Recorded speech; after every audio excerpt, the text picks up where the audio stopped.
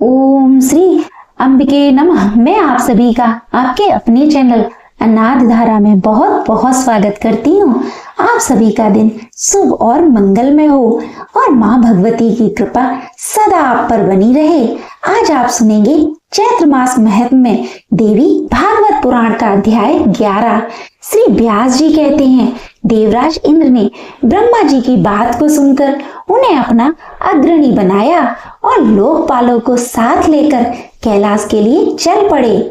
वहां पहुंचकर वैदिक मंत्रों द्वारा वे भगवान महेश्वर की स्तुति करने लगे। शंकर जी के प्रसन्न हो जाने पर उन्हें अपना अग्रगामी बनाकर सबने विष्णु लोक के लिए प्रस्थान किया। बैकुंठ में पहुंचकर स्तुति करने के बाद देवाजी देव भगवान श्री हरि से अपने आने का उद्देश्य बताया और कहा कि वर पा जाने के कारण महिषासुर में असीम अभिमान आ गया है। उसके महान भय से मैं व्याकुल हो रहा हूँ। देवराज इंद्र के भय की बात सुनकर भगवान विष्णु ने उपस्थित ब्रह्मा आदि देवताओं से कहा कि हम लोगों का महिषासुर के साथ दुर्जय संग्राम हो और उसमें वह दानव काम आ जाए। व्यास जी कहते हैं, ऐसा कार्यक्रम निश्चित करके ब्रह्मा विष्णु एवं शंकर प्रभृति सभी प्रधान देवता अपने अपने वाहनों पर सवार होकर युद्ध के लिए चल पड़े। ब्रह्मा जी हंस पर बैठे, भगवान विष्णु के वाहन गरुड़ हुए, शंकर जी वृषभ पर सवार हुए, इंद्र ने ऐरावत हाथी की पीठ पर आसन जमाया, स्वामी कार्तिकेय मोर पर चढ़े और यमराज ने भैंसे की सवारी की। अपने सैनिक बल को संभाल कर ज्यों ही वे उपयुक्त देवता आगे बढ़े कि तुरंत महिषासुर के द्वारा सुरक्षित मदनम दानवी सेना सामने मिल गई। फिर तो वहीं देवताओं और दानवों के बीच में भयंकर युद्ध आरंभ हो गया। भांति भांति के भयंकर अस्त्र शस्त्र लेकर वे परस्पर एक दूसरे को मारने लगे और काटने लगे। महिषासुर की सेनाध्यक्ष महाबली चिर ने हाथी पर बैठकर 5 बाणों से इंद्र को मारा। देवराज इंद्र भी तुरंत उसके प्रतिकार में लग गए। उन्होंने अपने बाणों से चिर के बाण काट डाले, साथ ही अर्धचंद्र शक बाण से उसकी छाती में चोट पहुंचाई। उस बाण से व्यथित हो जाने के कारण असुर सेना का नायक चिर हाथी पर बैठे ही मूर्छित हो गया। इसके बाद इंद्र ने हाथी की सूंड पर वज्र से प्रहार किया। वज्र लगते ही हाथी की सूंड कट गई और उसके प्राण प्रयाण कर गए। उसकी सेना में भगदड़ मच गई। यह देखकर दानवराज महिषासुर क्रोध से तमतमा उठा। उसने बिडाल नामक पराक्रमी दानव से कहा, महाबाहु, तुम बड़े सूरवीर हो। इंद्र को अपने बल का अभिमान हो गया है। तुम जाओ और उसे परास्त कर दो।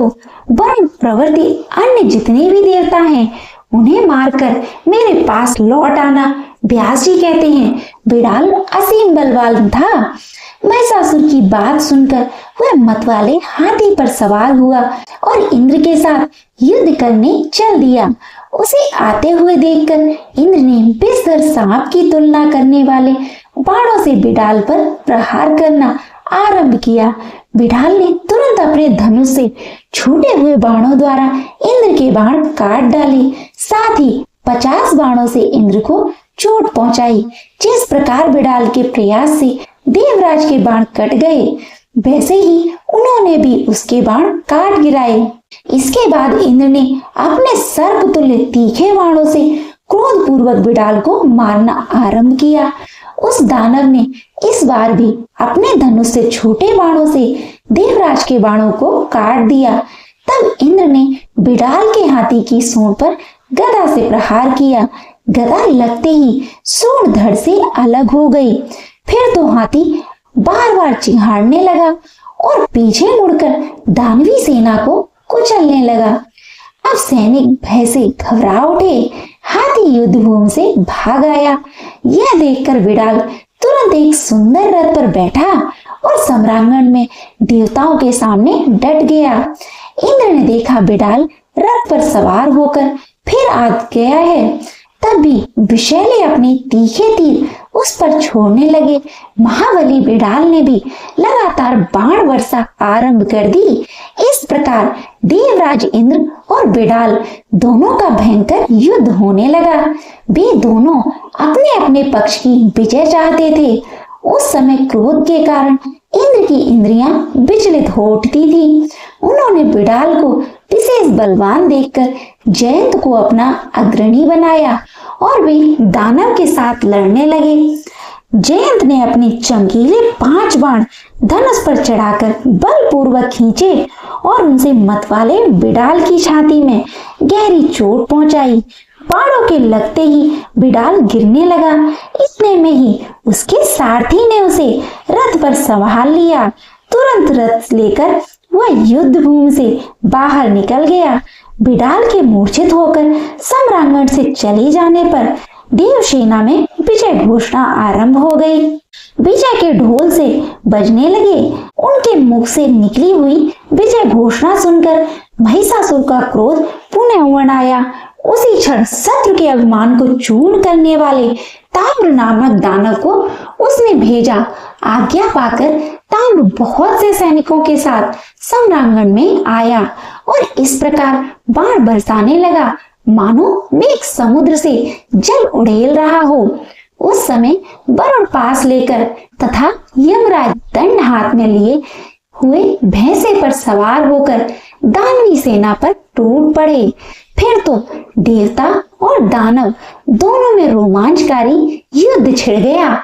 यमराज के द्वारा फेंके हुए दंड से महाबाहु ताम्र घायल हो गया। फिर भी युद्ध भूमि से उसके पैर एकदम पीछे नहीं हटे। सम्रांगण में डटे रहकर ही उसने वेग पूर्वक धनुष खींचा और तीखे बाणों का प्रयोग करके इंद्र आदि देवताओं को मारना आरंभ कर दिया। देवताओं को भी असीम क्रोध आ गया। वे अपने दिव्य बाणों से दानवों को मारने और ठहरो ठहरो कहकर गरजने लगे। उनकी मार पड़ने पर ताम्र युद्ध भूमि में मूर्छित हो गया। दानव सेना बड़े जोर से हाहाकार मचाने लगी और भय से उन सब का हृदय थर्रा उठा था।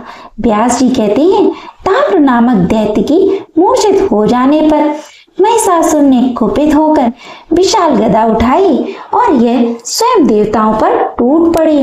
देवताओं ठहरो, तुम सब लोगों को आज मैं गदा से चूर कर देता हूँ। तुम सदा से ही निर्बल हो। जहाँ कहीं भी इच्छा अनुसार बल दिखा लेना तुम्हारा स्वाभाविक काम है। इस प्रकार कहकर अभिमान से चूर रहने वाले महिषासुर देवराज इंद्र के पास पहुंच गया। इंद्र ऐरावत हाथी पर बैठे थे। महाबली महिषासुर ने उनके कंधे पर गदा से चोट पहुंचाई और इंद्र भी सावधान थे। उन्होंने अपने भयंकर वज्र से दानव की गदा तुरंत काट डाली। फिर महिषासुर को मारने के लिए बड़ी शीघ्रता से वे आगे बढ़े। महिषासुर भी साधारण क्रोधी नहीं था। उसने चमचमाती हुई तलवार हाथ में ले ली। महान पराक्रमी इंद्र सामने पहुंच चुके थे। आगे बढ़कर उस दैत्य ने उन पर तलवार चलाना आरंभ कर दिया। फिर तो दोनों में संपूर्ण प्राणियों को भयभीत करने वाला रोमांचकारी युद्ध ठन गया। तरह तरह के आयुध का प्रयोग करके भी लड़ रहे थे। उस समय सुर ने एक ऐसी माया का आविष्कार किया था जिसमें संपूर्ण जगत को नष्ट कर देने की शक्ति थी तथा मुनि भी जिसके चक्कर में पड़ जाते थे। महिषासुर ने शीघ्रता पूर्वक उसी माया का प्रयोग किया। उस विचित्र माया के प्रभाव से वह एक ही साथ करोड़ों महिषासुर प्रकट हो गए। रूप और पराक्रम में सभी समान दिखाई देते थे। सबकी भुजाएं आयुध से अलंकृत थीं और वे देवताओं की सेना पर प्रहार कर रहे थे। ऐसी स्थिति में दैत्य द्वारा रची गई उस महाकारी माया की भीषण रचना देखकर इंद्र के मन में भय के कारण अत्यंत घबराहट उत्पन्न हो गई। वरुण, कुबेर, यमराज, अग्नि, सूर्य और चंद्रमा, इन सबके मन में भी महान त्रास छा गया। अपनी विचार शक्ति खोकर यह सभी देवतागण भाग चले। तब उन्होंने दूर जाकर ब्रह्मा, विष्णु एवं महेश का चिंतन किया। स्मरण करते ही वे देवताओं के पास आ गए। गरुड़ और बलि बर्थ पर वे बैठे थे। देवताओं की रक्षा करने के लिए उन्होंने हाथ में श्रेष्ठ आयुध ले रखे थे। मोह उत्पन्न करने वाली उस आसुरी माया को देखकर भगवान विष्णु ने अपना प्रज्वलित सुदर्शन चक्र चलाया। उस चक्र के प्रचंड तेज से माया की सारी रचना समाप्त हो गई। उस समय सृष्टि स्थित हो और संहार के अधिष्ठाता प्रधान देवता वहां उपस्थित थे। महिषासुर ने उन्हें देखकर युद्ध की अभिलाषा से पर्वत उठा लिया और तेजी से आगे बढ़ा। महान शक्तिशाली महिषासुर उनका सेनाध्यक्ष चिर, उग्र, वीर, असोमा, त्रिनेत्र ये दानव तथा उनके अतिरिक्त भी बहुत से दैत्य युद्ध करने के प्रचार से निकल पड़े। सभी कवच पहने हुए थे, भुजाएं धनुष से सुशोभित थीं। वे मतवाले होकर रथ पर बैठे थे। उन्होंने संपूर्ण देवताओं को इस प्रकार घेर लिया मानो सियार सुकोमल बछड़ों को घेर कर खड़े हों। इसके बाद वे समस्त दानव मदान होकर देवताओं पर बाण बरसाने लगे। देवताओं द्वारा भी उसी प्रकार बाण की वर्षा आरंभ हो गई। एक दूसरे को मारने के लिए सब पर्याप्त प्रयत्न कर रहे थे। इसके बाद भगवान विष्णु के तथा शंकर जी के साथ महिषासुर तथा उसके पक्ष के दानवों का भयंकर युद्ध आरंभ हुआ और कुछ समय बाद सर्वज्ञ भगवान विष्णु, शंकर जी तथा ब्रह्मा जी अपने अपने लोक को लौट गए। महाबली इंद्र हाथ में वज्र लेकर युद्ध के मैदान में डटे थे। वरुण हाथ में शक्ति लेकर युद्ध में देवराज का साथ दे रहे थे। यमराज भी दंड लेकर युद्ध करने में लगे रहे थे। फिर कुबेर स्वच्छता पूर्वक युद्ध के लिए प्रयत्नशील बन गए। अन्य देव ने शक्ति लेकर युद्ध में सहयोग देना आरंभ कर दिया। युद्ध करने के लिए उनके मन में निश्चित विचार हो गया था। नक्षत्रों के नायक चंद्रमा और भगवान सूर्य एक साथ पधारे। दोनों एक साथ होकर युद्ध करने के लिए बैठ गए और दैत्य व महिषासुर को देखकर लड़ने के लिए वे मन में पक्की धारणा कर चुके। इतने में दानवी सेना सामने पहुंच गई। प्रत्येक सैनिक क्रोध में भरकर बाण बरसाने में तत्पर था। वे बाण ऐसे जान पड़ते थे मानो क्रूर सांप हो। सेना के बीच वह दानवराज भैंसे के रूप में उपस्थित था। दोनों दल के सैनिकों द्वारा भीषण गर्जना आरंभ हो गई और देवता तथा दानवों की सेना में अत्यंत भयंकर संग्राम मच गया। उस समय उनके धनुष टंकार से और ताल ठोकने से ऐसी आवाज निकल रही थी मानो मेघ गरज रहे हों। महाबली महिषासुर अभिमान में चूर था। उसने सींगों से पर्वत के शिखरों को फेंकना आरंभ कर दिया। इसके फेंके हुए पत्थरों से देवता घायल हो उठे। वह दैत्य बड़ा ही अद्भुत प्राणी था। उसके सर्वांग में क्रोध छाया था। उसने खुर के आघात से तथा पूंछ के घुमाने से बहुत से देवताओं को मार डाला। तब लड़ने के लिए जितने देवता और गंधर्व एकत्रित थे वे सभी अत्यंत डर गए। महिषासुर के इस पराक्रम को देखकर इंद्र के पैर भी पीछे पड़ने लगे। वे युद्ध भूमि से निकलकर भाग चले। सचपति इंद्र के भाग जाने पर वरुण, कुबेर, यमराज भी भय से घबराकर विचलित हो गए। सम्यक प्रकार से विजय मानकर महिषासुर अपने महल के लिए प्रस्थान कर गए। महिषासुर ने इंद्र के ऐरावत हाथी था कामधेनु गौ और उच्च सेवा घोड़े को अपने अधिकार में कर लिया। फिर उसके मन में आया कि सेना को साथ लेकर मैं इसी क्षण स्वर्ग पर चढ़ाई करूं। उस समय देवता लोग भय से कातर होकर इधर उधर छिपे थे। देव सदन खाली पड़ा था। महिषासुर ने तुरंत वहां पहुंचकर अपना पूर्ण अधिकार जमा लिया। उसने स्वयं देवराज के दिव्य आसन पर बैठने की व्यवस्था कर ली और देवताओं के स्थानों पर दानवों के बैठने का प्रबंध कर दिया। इस प्रकार पूरे 100 वर्षों तक अत्यंत भयंकर युद्ध करने के बाद महाभिमानी महिषासुर के इंद्र का पद प्राप्त करने में सफल हो गया। उसके इस भीषण प्रयत्न से संपूर्ण देवता स्वर्ग छोड़कर पर्वत की गुफाओं में वर्षों तक भटकते रहे। इस भयानक स्थिति में उन्हें महान दुख भोगने पड़े। राजन, निरंतर दुख सहने से जब देवताओं का साहस टूट गया, तब वे सब मिलकर पुनः ब्रह्मा जी की शरण में गए, क्योंकि प्रजा का सारा भार चतुर्मुखी ब्रह्मा जी पास ही रहता है। उनका रूप राजसिक तथा उस समय कमल के आसन पर विराजमान होकर वे वेद का निर्माण कर रहे थे। उन्हीं के वृक्ष से प्रकट हुए मरीच आदि प्रमुख मुनिगण, जो संपूर्ण वेदों के पगा एवं शांत स्वभाव हैं, सेवा में प्रस्तुत थे। गंधर्व, किन्नर और उग्र सबके सब उन देवाधिदेव जगत गुरु की स्थिति में संलग्न थे। देवता बोले, संपूर्ण दुख दूर करने वाले पद्म योनि ब्रह्मा जी इस समय सभी देवता संग्राम में दानवराज महिषासुर से परास्त होकर पर्वत की गुफाओं में काल सेव कर रहे हैं। स्थान हो जाने के कारण उन्हें महान कष्ट भोगना पड़ रहा है।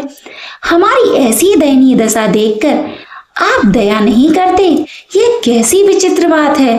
सैकड़ों अपराध करने पर भी शरण में आए हुए पुत्रों को क्या निलोभी पिता त्याग कर उनका अधोगति में पड़े रहना स्वीकार कर सकता है? कदापि नहीं। आज दैत्यों के सताए जाने पर हम समस्त देवतागण दीनता पूर्वक आपकी शरण में आए हैं। अभी आपकी उपेक्षा दृष्ट हो रही है। इस समय महिषासुर स्वर्ग और भूमंडल का राज्य भोग रहा है। ब्राह्मणों द्वारा यज्ञों में सर्वोत्तम भाग उसी को मिल रहा है। देव वृक्षों में श्रेष्ठ परिजात के पुष्प उसे सेवन के लिए सुलभ हैं। यहाँ तक कि वह नीच समुद्र की अटूट निधि कामधेनु गौ से भी स्वयं लाभ उठा रहा है। देवेश, हम कहाँ तक वर्णन करें? आप सर्व ज्ञान संपन्न हैं। महिषासुर का सारा वृत्तांत आपको विदित है। इसलिए प्रभु, हम सभी आपके चरणों में मस्तक झुकाए हैं। महिषासुर अवश्य ही महान नीच है। उसके द्वारा निरंतर घृणित चेष्टाएं होती रहती हैं। तरह तरह के निंद कर्मों में वह निरत है। जहाँ कहीं भी देवता जाते हैं, वहीं वह उन्हें कष्ट पहुंचाता रहता है। देवेश, हम सब देवताओं के तो आप ही रक्षक हैं। हमें कल्याण के भागी बनाने की कृपा करें। आप संपूर्ण देवताओं में श्रेष्ठ हैं। सबकी सृष्टि आप पर निर्भर है। आप यदि पुरुष एवं मंगलमय हैं, आप में अनंत तेज निहित है। सबको शांत प्रदान करना आपका स्वभाव ही है। हम सभी देवता प्रज्वलित दानव लाल जैसे संताप से संतप्त हैं। यदि आप हमारी शरण नहीं मानते, तो भला आप जैसे सर्वसमर्थ प्रभु को छोड़कर हम दूसरे किसी शरण में जाएं। व्यास जी कहते हैं, इस प्रकार स्तुति करके संपूर्ण देवता हाथ जोड़कर प्रजापति ब्रह्मा को प्रणाम करने लगे। उनके मुख पर अत्यंत उदासी छाई हुई थी। उस समय उन्हें अपार पीड़ा का अनुभव हो रहा था। उन्हें दुखी देखकर लोक पितामह ब्रह्मा जी मधुर वाणी में मानो देवताओं को सुख पहुंचाने हुए कहने लगे। इसके बाद जो कुछ भी हुआ, इसका वृतांत आप अगले अध्याय में सुनेंगे। अब आप सुनिए श्री दुर्गा चालीसा पाठ। नमो नमो दुर्गे सुख करनी, नमो नमो अम्बे दुखी हरनी। निरंकार है ज्योति तुम्हारी, तिहु लोक फैली उजियारी। ससल लाट मुख महाविशाला, नेत्र लाल भ्रकुटी विकराला। रूप मात को अधिक सुहावे, दरस करत जनि अति सुख पावे। तुम संसारी शक्ति लय कीना, पालन हेतु अन्न धन दीना। अन्नपूर्णा हुई जगपाला, तुम ही आदि सुंदरी बाला। प्रिय काल सब नासनिहारी, तुम गौरी शिव शंकर प्यारी। शिव योगी तुम रे गुण गावे, ब्रह्मा विष्णु तुम्हें नित्य ध्यावे। रूप सरस्वती को तुम धारा, दे सुहद ऋषि मुनि उबारा। धरियो रूप नरसिंह को अम्बा, प्रकट वही फाड़ कर खम्बा। रक्षा करे प्रहलाद बचायो, हिरणाकुश को स्वर्ग पठायो। लक्ष्मी रूप धरो जग माही, श्री नारायण अंग समाही। क्षीर सिंधु में करत विलासा, दया सिंध दी जय मनियासा। हिंगलाज में तुम्ही भवानी, महिमा मित न जाति बखानी। मातांगी धूमावती माता, भुवनेश्वर बंगला सुखदाता। श्री भैरव तारा जगतरणी, छिन्न बाल भव भय दुख निवारणी। वाणी। के हरि वाहन सोह भवानी, लांगुर वीर चलते अगवानी। कर में खप्पर कणक विराजे, जाको देख काल डर भाजे। सोहे अस्त्र और त्रिशूला, जाते उठत शत्रु हिलसूला। नगर कोट में तुम ही विराजती हूँ, लोक में डंका बाजत। सुमुनि सुम दानव तुम मारे, रक्त बीज शंकर संघारे। महिषासुर पे तपिमानी, जय दीवार मैया कुलानी। रूप कराली काली को धारा, सेन सहित तुम तेरी सहारा। परिगाढ़ संतन पर जब जब भई सहाय, मातु तुम तब तब अमरपुरी और सब लोका। तब महिमा सब रहे हैं शोका, ज्वाला में है ज्योति तुम्हारी सदा। तुम्हें पूजे नर नारी, प्रेम भक्त से जो गावे।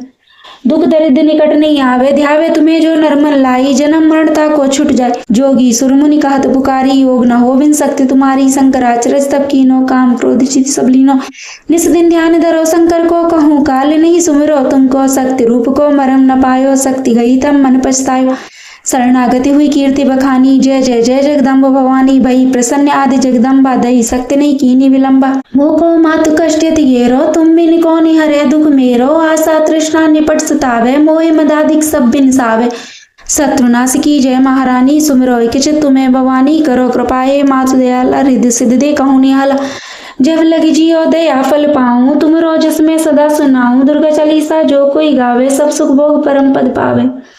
देवी दास शरण निर्जानी, करूं कृपा जगदम्ब भवानी। शरणागत रक्षा करें, भक्त रहे निशंक। मैं आई तेरी शरण, मात लीजिए अंक। श्री दुर्गा चालीसा समाप्त होती है। प्रेम से बोलिए माँ अम्बे की जय। आपको आज की कथा पसंद आई तो वीडियो को लाइक करिएगा, शेयर करिएगा, कमेंट में माता रानी की जय भी अवश्य लिखिएगा और चैनल को भी सब्सक्राइब करिएगा। इसी के साथ आज आप हमारे चैनल पर एकादशी कथा तथा पाक मोचनी एकादशी कथा भी जरूर सुनाई जाएगी। बोलो जय माता दी।